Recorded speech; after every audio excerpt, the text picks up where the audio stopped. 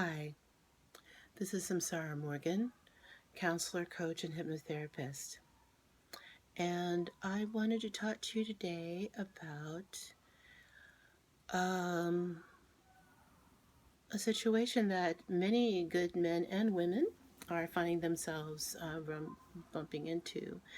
And I myself am in recovery from what we'll be talking about today. Um, I am going to talk about a certain kind of a dating trap that we find ourselves in with other human beings. I try really hard to be in this place of feeling that I'm an empowered person and respected and professional and, good mom, good grandma in the community. Um, and so it's particularly hard to be in this place where I am feeling very victimized. But I think that what's important about feeling this way, at least for me as part of my recovery, is to look at the situation that I'm going through and looking at it as a way that I can perhaps help others who might be going through the same thing. Very often, you find, you're going through something and you start talking to other people, and other people are having the same experience. So, as I use my own experience and my own support system to heal myself, I want to kind of share blow by blow a bit of that, um, as I move forward and hope that it's a tool that becomes helpful to others. So, I want to say also, I'm going to be using the term sociopath. And that is a very specific psychological term. I'm not a psychologist or a psychiatrist, so I can't diagnose or want to diagnose and treat anything.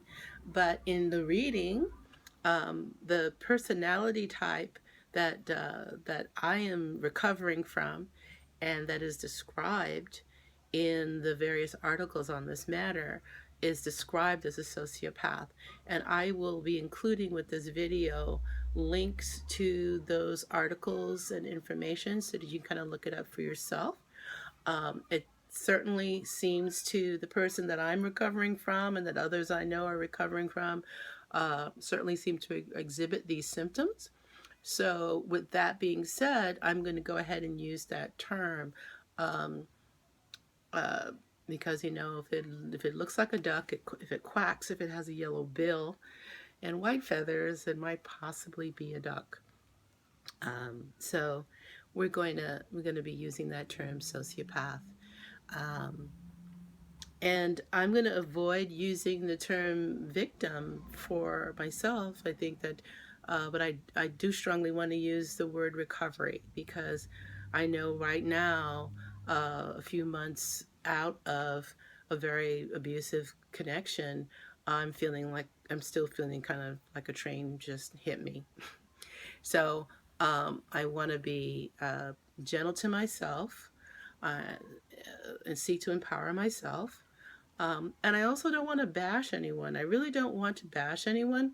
I am very sure that the person that I loved and who I'm in recovery from, his actions, was profoundly abused himself. I want to put this out, everything that I share, and put it out in such a way that we understand that we're talking about severely injured people who then do these horrible things. So I'm not trying to bash anyone at any time ever, but I do think that it's important that people start to think about um, perhaps behaviors that they're noticing on the part of people that they care very deeply about. I think it's really important for folks who may be sociopathic themselves to stop and think about whether that's how they want to continue in life, or whether they want to seek some sort of help and recovery for themselves, so that they actually have the opportunity to have true integrity in the world, to be able to have relationships with other people. Um, I would like all of every word that comes from my mouth to be an opportunity for healing, growth, renovation, rebirth, all of it. So, um, I think what I would want to do in this first video, this is going to be a series, I'm not sure yet how many, is to give kind of a thumbnail sketch of the kind of person that I'm talking about. And there are a few articles that I've pulled from. Again, I'm going to be sharing that information on the description of this video. Will have the articles that I'm pulling from today, so all the appropriate credits will be there for it. But I just want to say that I'm going to talk about the sociopath. I'm also going to talk about what makes one vulnerable to a sociopath as well, because we do want to take responsibility, and we want to look.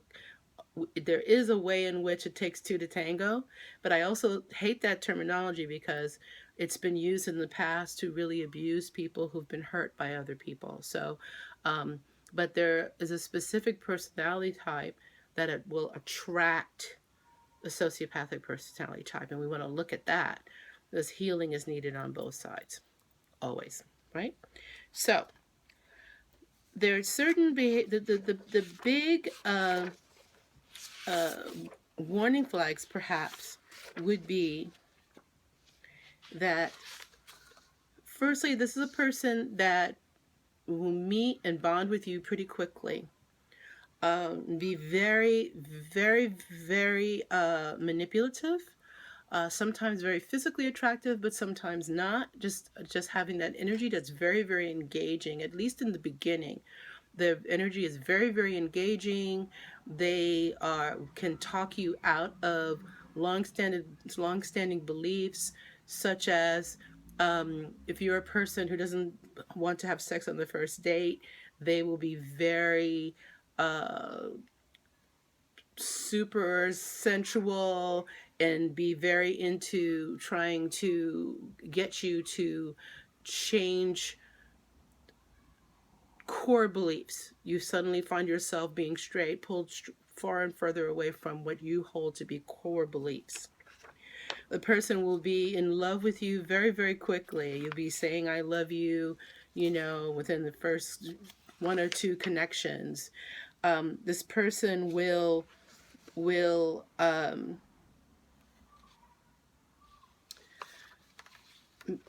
in the beginning, this person will make themselves be everything that you need another person to be. He'll spend a lot, or she will spend a lot of time listening to you enough to kind of get an idea of where your sore spots are, where your weaknesses are. And they will at first just put you on a pedestal. You will be the most wonderful, you'll be the most excellent of all the people in their lives. You're the only one who understands them. You're the only one who gets them. You're the only one they want, the only one they need. And it will be that way for quite a while until you start to be a human being and need them. There's things going on, you would like them to be with you. And then more and more that facade of the beautiful lover just kind of slowly crumbles apart. And it crumbles apart in such a way that you kind of feel kind of crazy. The person can be very emotionally volatile. One moment they're very kind of calm, and then they can kind of flash on you with a lot of anger and a lot of drama and tension. You'll find it's always your fault. Whatever has happened is your fault. This wouldn't be happening this way if you hadn't done something, if you hadn't said something. They will, it's interesting that friends and family very often may not have a good connection or experience of this person, and you find yourself confused, wondering why friends and family are not impressed or they don't like him. If you get to the place of actively dating, they will doing things like, you can only reach them at certain times. They don't return texts at certain times. They disappear for days or maybe even weeks at a time. They can only come to see you at 2 o'clock in the morning. They can never do anything social, and everything is under their control. Every aspect of how they connect with you is at their bidding. never, it's never mutual, or if it is mutual, it's for a very brief amount of time until they feel that they, if they feel like they might be losing you, they might give you some in energy and time and attention for a brief amount of time just to kind of get you back in line, and then they'll disappear. It's also very, very possible that this person is being incredibly unfaithful to you, lying constantly, chronically, um, and the lies are done in such a way that you start to feel like you're crazy. That whole terminology, gaslighting. I'll talk about gaslighting specifically in another little video. But if you remember the old Ingrid Bergman movie, where she plays a lovely woman whose husband has a dark secret, and he's has to try to make her feel that she's crazy. He would like her to be insane, drive her insane, so that he can get hold of some. There's I won't give it away in case you go see the movie, but there's something that he needs from her. He needs her to be crazy so that he can get it. Um, so more and more, the core experience of dealing with a sociopath, or loving a sociopath, or dating a sociopath, is that more and more over time you find yourself kind of sitting and staring into space, feeling lost and confused and hurt and abandoned. And somehow when you try to talk to your partner about it, it's your fault you feel that way, and you're the wrong one, you're the bad one. Or if you're upset because you've discovered infidelity, the person's attitude is very much, well, this is either happening because of you, because of something that you did, or this is not happening, you're crazy, you're imagining this, you're creating drama, you like drama. Very, very, very painful. Very, very, very painful. So, um, there's a little more that I can get into about this, and I will. As I said, this is going to be a series, and we're going to talk about various ins and outs of it. But that's the beginning description that I would like us to start with. Um, and let me say something about the kind of person who would be attracted to a sociopath.